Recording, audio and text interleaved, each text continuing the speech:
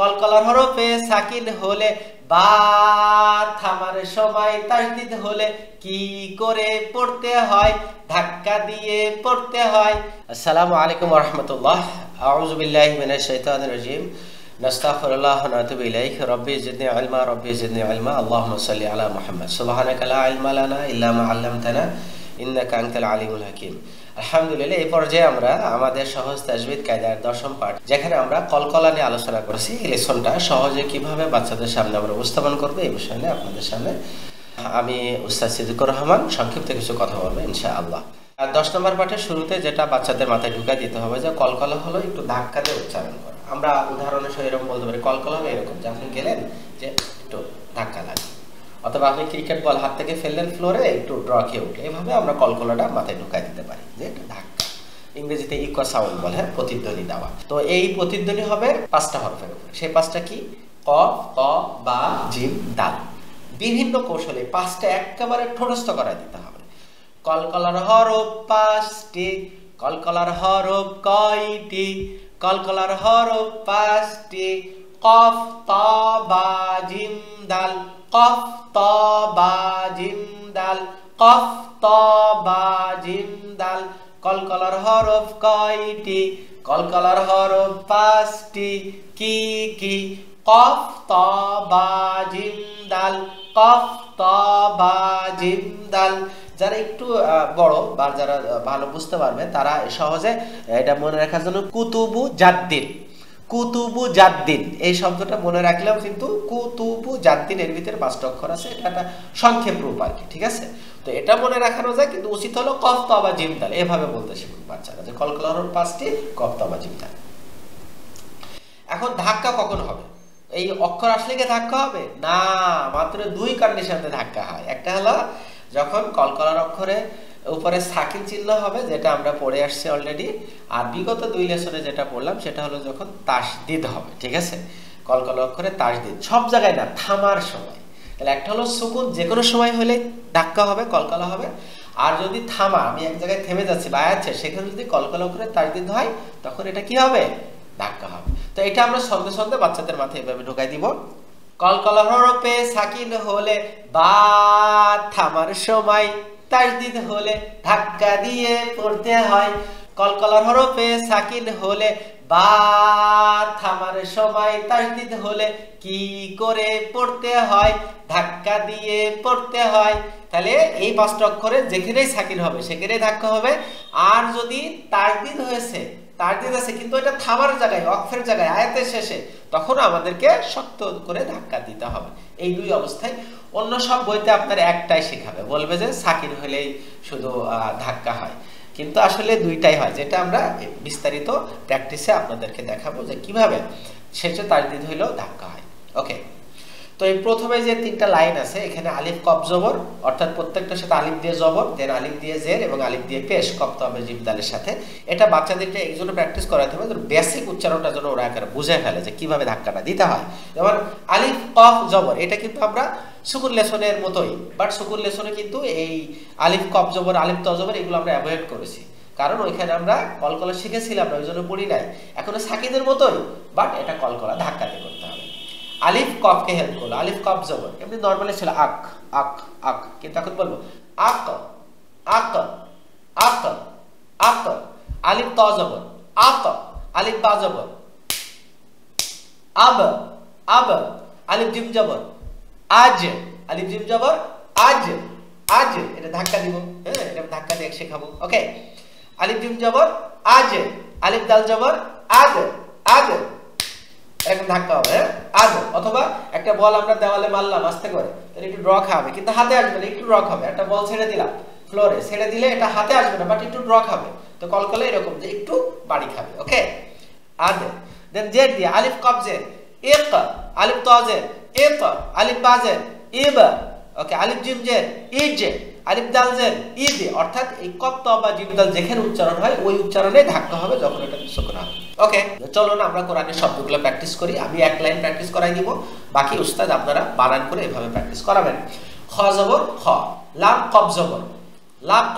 এই যে লাম জবর কফ সাকিনকে ধরলো, তাহলে লাম আর কফের যে উচ্চারণ হবে ওই উচ্চারণে আমরা ধাক্কা দিব।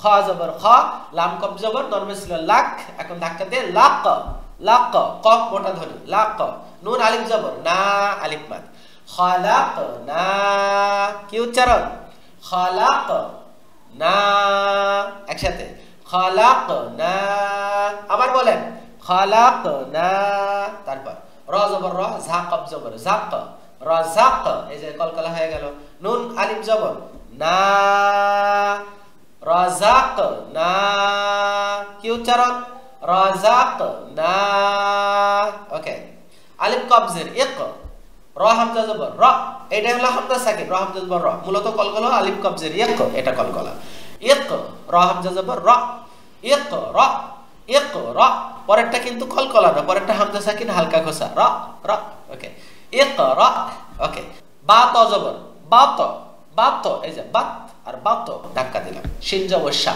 বাতুশা, কি উচ্চারণ, বাতুশা, আবার বলেন বাতুশা, ওকে, প্রথমটা খালাকনা, সবাই বলেন খালাকনা, এভাবে বলাইতে হবে, রাযাকনা, কি উচ্চারণ, রাযাকনা, ইকরা, কি উচ্চারণ, ইকরা, ওকে, বাতুশা, বাদশা, ওকে, পরের লাইনগুলো আমি উচ্চারণ বলে যাই, আত আ মা হুম, আত আমা হুম, আত একসাথে বানান করাইতে হবে, আমা একসাথে করাইতে হবে, হুম একসাথে, পরে একসাথে উচ্চারণ বলতে হবে, আত আমা হুম, আত আমা হুম, ক্বাবলি একসাথে, ক্বাবলি, ক্বাবলি, দেন ক্বাবলিহিম, ক্বাবলিহিম, ক্বাবলিহিম, ক্বাবলি কাবলি পেশকুম, ক্বাবলিকুম, তাহলে মূল শব্দ ক্বাবলি, তাহলে প্রথম হলো ক্বাবলি, তারপরে ক্বাবলিহিম, তারপরে ক্বাবলিকুম, ওকে, তৃতীয় লাইন হা জবর হাব, লাম দুই পেশ লুন, হাবলুন, কি উচ্চারণ,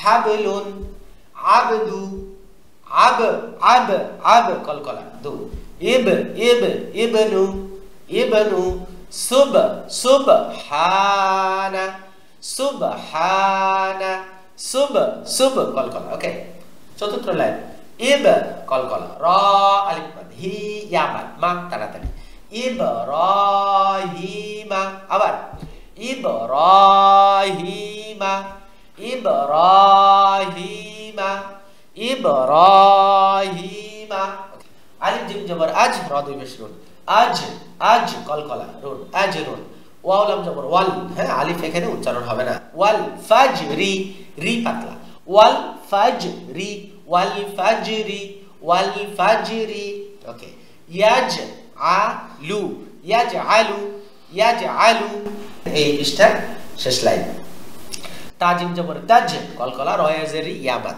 তাজরি, কি উচ্চারণ, তাজরি, তাজরি, লাকাদ, লাম জবর লা, কবদা জবর কদ, একটু ধাক্কা জোরে দিতে হবে, লাকাদ, কি উচ্চারণ, লাকাদ, আবার লাকাদ, লাম ইয়ালিদ, লাম ইয়ালিদ, লাম একসাথে, ইয়ালিদ একসাথে, লাম ইয়ালিদ, লাম ইয়ালিদ, লাম ইয়ালিদ, ওকে, ইয়াদ জবর ইয়াদ, আইন অবশ্য উ, ওয়াও মাদের পরে একটা আলিফ আছে, এটা নো সাইন নো সাউন্ড, এটা হলো বহু বচনের আলিফ, এটা লিখতে গেলে আসে, পড়তে গেলে আসে না, ইয়াদউ, ইয়াদউ, ইয়াদউ, ওকে, তাহলে এগুলো ছিল নরমাল কলকলা।